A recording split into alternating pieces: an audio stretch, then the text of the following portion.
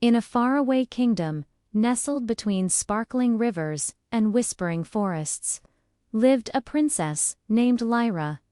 But she wasn't like the princesses in storybooks. She didn't wear fancy gowns or jeweled tiaras. Instead, her hands were often smudged with soil, and her pockets were filled with seeds. Lyra was a gardener, and the royal gardens were her heart's true home. Every morning, she would rise with the sun, not to the sound of a royal decree, but to the chirping of robins. She'd slip on her simple tunic and gardening boots, and hurry to her world of green. She knew every plant by name, from the shy little violets that hid beneath the rose bushes, to the proud sunflowers that stretched towards the sky. She understood their language, the droop of a thirsty leaf, the vibrant color of a happy bloom. She taught the children of the kingdom how to plant their own small gardens, explaining that a tiny seed held the promise of a whole world. One day, a proclamation was sent throughout the land. The king and queen, wanting to see their daughter settled, announced a grand contest. The prince who could present Princess Lyra with the most magnificent gift would win her hand in marriage. Princes from all corners of the world flocked to the castle. They arrived on horses with manes braided with gold, and in carriages carved from ivory. They brought gifts that dazzled the eye. The first prince presented a chest overflowing with diamonds that shone like 1,000 stars. The court gasped in awe, but Lyra simply smiled and said, "They are beautiful, but they cannot grow. They hold no life." The second prince, a mighty warrior, offered her a sword with a hilt of pure silver, said to be forged in dragon's fire. With this, he boomed, "Our kingdom will be invincible." Lyra touched the cold steel. "It is a powerful tool for protection," she acknowledged, "but my heart finds more strength in creation than in destruction." Another prince brought a rare, exotic bird in a golden cage. It sang the most beautiful melody anyone had ever heard. The music filled the hall, enchanting everyone. Lyra walked to the cage and looked into the bird's sad eyes. "A song is only truly beautiful when it is sung from a free heart," she said softly, and with a gentle click, she opened the cage door. The bird hesitated, then soared out the window, its song echoing freely through the air. Day after day, princes came and went, each with a gift more lavish than the last. There were mountains of silk, maps to hidden treasures, and even a miniature castle made of pure chocolate. Lyra was always polite, always kind, but her answer was always the same. The king grew worried, and the queen sighed, wondering if any gift could ever touch their daughter's unique heart. As the contest neared its end, a final suitor arrived. He wasn't a prince.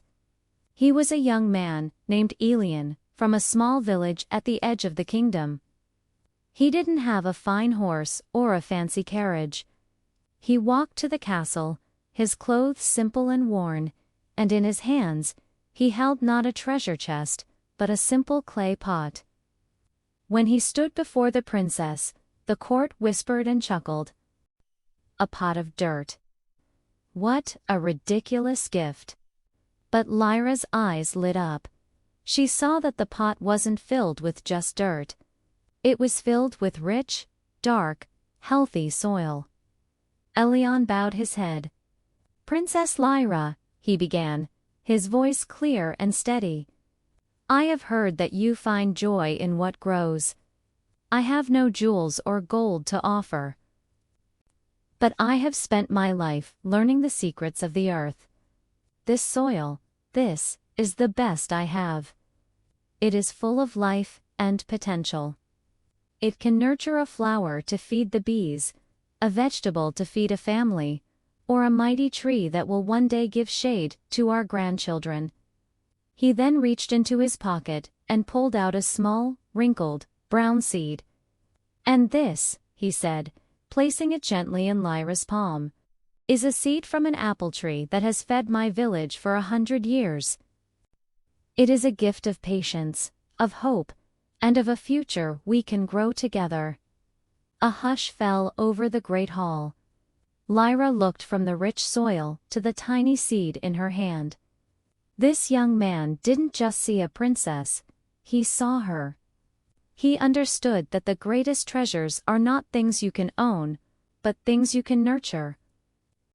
He understood that true love, like a garden, requires patience, care, and a shared hope for the future. Tears of joy welled in Lyra's eyes. She smiled, a radiant, genuine smile that outshone all the diamonds the princes had offered. "You," she said, her voice filled with emotion, "have brought me the most magnificent gift of all. You have brought me a promise." The king and queen, watching their daughter's happiness, finally understood. They saw that the greatest wealth of their kingdom was not in its treasury, but in the wisdom of their daughter's heart. Lyra and Elion were married not in a grand ceremony filled with pomp, but in the royal gardens, surrounded by the flowers and trees they both loved. They didn't rule from a throne. They ruled from their garden, their hands in the soil, working side by side. Together, they taught the kingdom that true value isn't measured in gold or jewels, but in the life you nurture and the love you grow.